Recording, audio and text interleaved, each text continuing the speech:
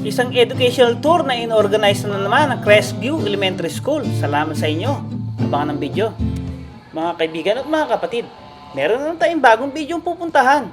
Ito ang Fibermax Center for Discovery, Agriculture Heritage, Education, and Innovation. Matatagpuan malapit sa Mackenzie Park, dito sa Lubbock, Texas. Dito makakasama natin si China. Siyempre, ang kanyang mga classmates mula sa klase ni Miss Adams.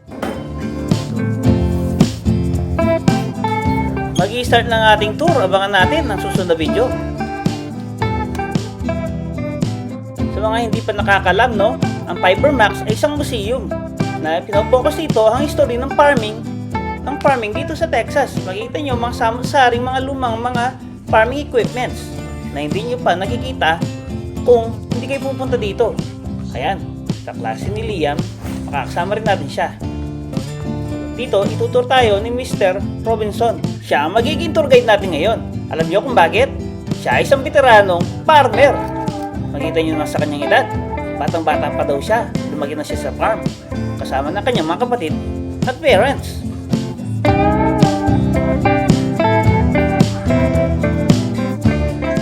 Ipagpatuloy natin ang tour. Papakita natin sa video kung ano makikita dito sa loob. Abangan nyo. Sana magustuhan nyo. Mapakita na rin namin sa inyo ang mga miniature farming equipments. Ito yung mga kagamitan noong araw na hindi nyo na makikita ngayon.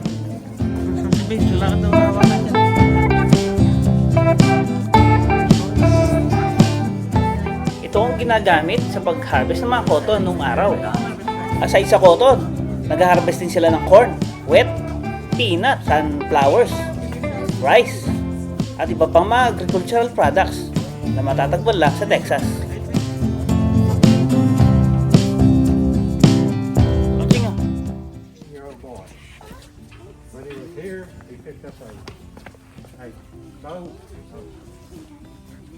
Potato planter, and he's redone it, and it's set down here under the shade. Dito nyo makikita mga hologram ng mga blacksmiths doon sa mga shop na ito. Ang Fibermax exhibit. Ito ay nagbibigay ng memorya nung unang mga panahon na wala pa talaga yung mga modern mga farming equipments.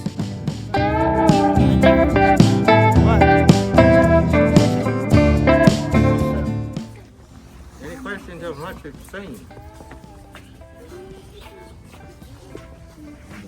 Slaves, we had a full-size machine ready for a test run. Just 2 years later, I was able to harvest an acre of wheat in about an hour. My dad and my brother Leandro continued improving the wheat farm. Sa mga hindi pa nakapasyal dito, pwede yung puntahan ang lugar na to sa address na to sa 1121 Canyon Lake Drive, northeast corner of East Broadway and Canyon Lake Drive in Mackenzie Park. Down to Texas. So it's Sa next exhibit, makita natin dito kung paano sila nagpapump ng water from underground. Alam niyo bang napakahirap kunin ng tubig nung araw? At dito, papakita nila sa atin kung anong paraan, paano sila nagkaroon ng irrigation. Dahil alam niyo naman, ang Texas, walang masyadong river na pwedeng pagkuhanan ng mga tubig. Oh, galing! Amazing! Gusto mo makita yung mga sunflower? Konching, gusto mo makita ng sunflower? Let's see your sunflower. Yeah, sunflower. Diba? Ah, sunflower. Sunflower. Diba? Galing, diba? Patricia, look the sunflower. Look. Sunflower. The peanut also. Ito naman yung rice.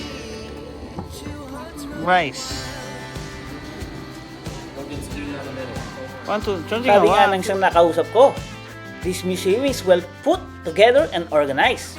The order and organization of the exhibits help the understanding and learning. It was a lot bigger than I thought it would be. And they were expanding children's exhibit when I was there, sabi nga niya. The temperature is comfortable and it's very clean place. The employee and volunteer were very friendly and helpful. Gaya ng nakita nyo sa ating video na ngayon.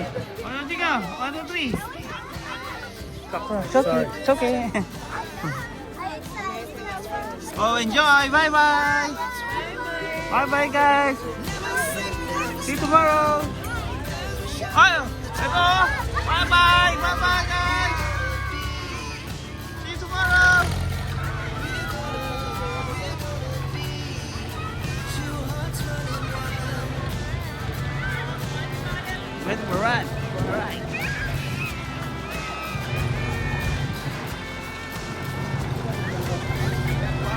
sila sumakay ng South Lanes tractor. Ngayon nakapila sila sa next video, makita natin ang pinakamatandang train cabin na donate ng isang napakayamang pamilya dito sa Texas. Papakita namin sa inyo kung ang nasa loob. Abangan. Wow! Napakasya yan!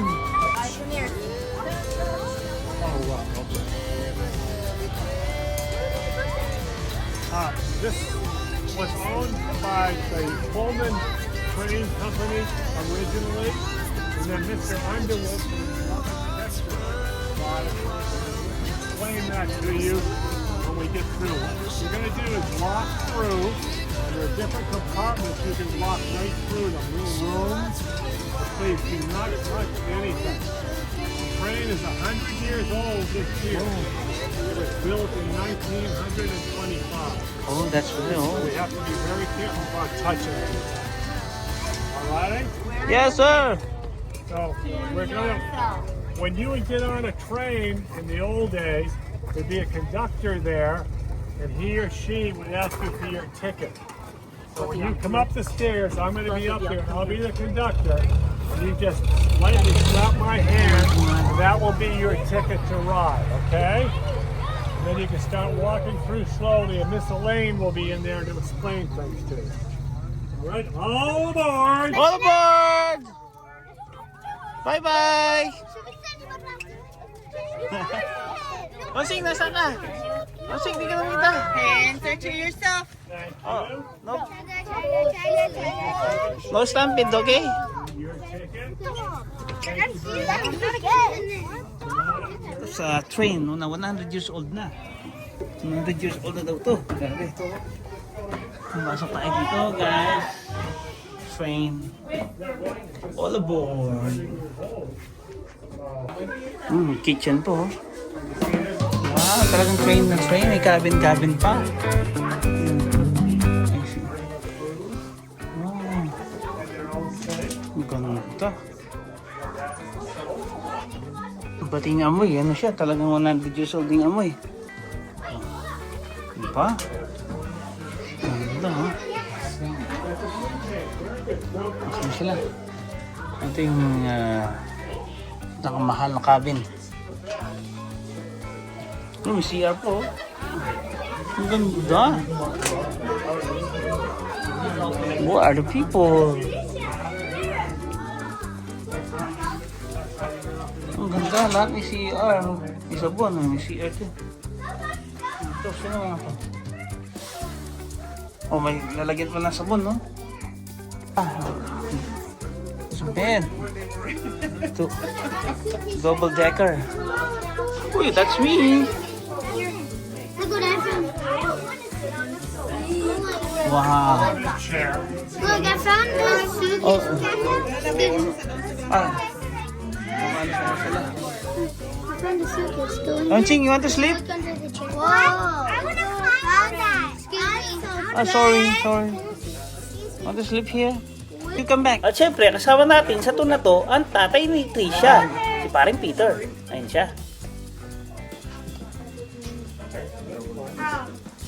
We talked about how this train is 100 years old, but it didn't start its life here in Texas. It started its life 100 years ago, going from New York City to Chicago and back and forth. It was part of a big train called the 20th Century Limited. At that time, its name was the Gainsborough, and it was pulled by a steam engine. Now, do y'all know about, let me show you a picture of a train.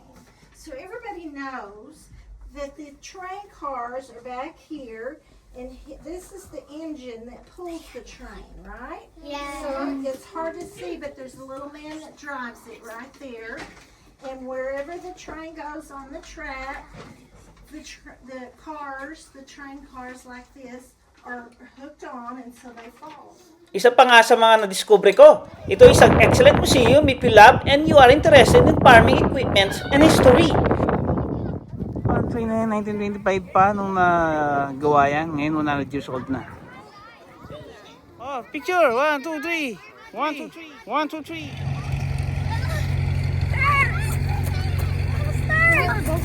Oh! Look! We will ride that cart.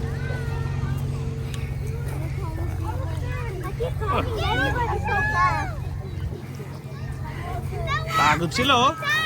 Pagod, di ba? Nasa babes, pagod mats ba? Pagod. Man, so huge. Ayun na, yung mga kapalit natin. Sasakay din tayo dyan. Mas malaya yata yung inikutan nila. I sound like Smokey K. Ayun bata, oh. Look! Yeah, we'll ride that after them. We will ride also. Just stay put. Just fall in line. Yam, are you okay? Sakay kami yan. Buta kami dun sa chicken farm. No, luma na yun, no? Yung paramal na yan. Tanong na yun, no? Tapos na yung mga yan. Dito tayo ngayon. Sasakay tayo dito. Sakay na tayo. You sit down. You sit down. Oh guys, oh picture. Picture. Guys, sa Tora, tingnan nyo naman. Yung engineer, eh, no? Chicken farm. We're going to chicken farm. Go to chicken farm, okay? Liam. Wow, Liam, oh. And Nayo, see it? And Braxton. And also Braxton is over there. Papatubuan na lang po. Oh, pamporal. Ayun na nilang ilagay sa museum. Dito na lang daw.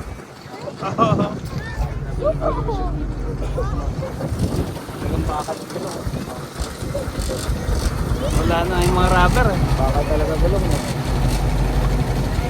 Hindi mapapalakaw na, no? Oh. Pero pagka nasulisana mo yung paa mo, wasak. Chickens! Chicken! What is it, chickens? Chickens are inside this barn. Sa next video, papakita namin sa inyo ang bahay ng unang pamilya tumira dito. Papakita rin namin kung anong naging buhay nila. Papasok sila. Naghanap daw sila ng chicken. Oh! Wow, it's pizza time! Sabi nga nila, no? Ang lugar na ito is a great experience for anyone in agriculture, especially if you're from out of state. We knew virtually nothing about crops growing in Texas. It is very different than the crops we grow back east. 1930s, during the Great Depression, term you've probably never heard, but it was a very hard economic time period, meaning people didn't have jobs or didn't have good jobs, were having trouble feeding their families, and did not have good housing. They could have been living in tents or what we would call a shack, being something if they get it up scrap lumber, cardboard, newspapers, and built a shelter. Sa kitchen. And nagtutor pa rin sila. Plancha na lang. Ganda yung ventilation. Master bedroom. Uy, tsakadal. Isa pa nga sa mga na-discover ko, no? This is a very educational place to show non-farm kids about the equipments that changed West Texas into the farm capital. Yeah, sakay na kayo. Balik na tayo doon.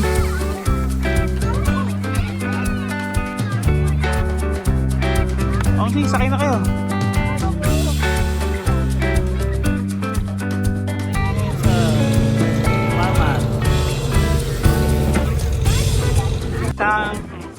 Windmill. Tayo mga bata. Oh si babes! Tapos ka na kumain. Namumuksi ka naman. Katahan ka, baka mahulog ka dyan. Palaro ka muna ito, no? Ang daming bata, oh. At syempre, no? Malapit na tayong matapos sa ating tour dito sa Fiber Max. Kaya ang gagawin natin ngayon, magpapa-group picture tayo together with the classmates.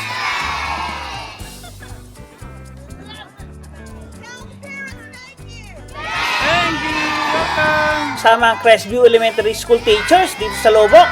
At nagpapasalamat. At syempre, dito natatapos ang ating video. Salamat sa inyong panonood. Mag-ingat po kayo and bye-bye!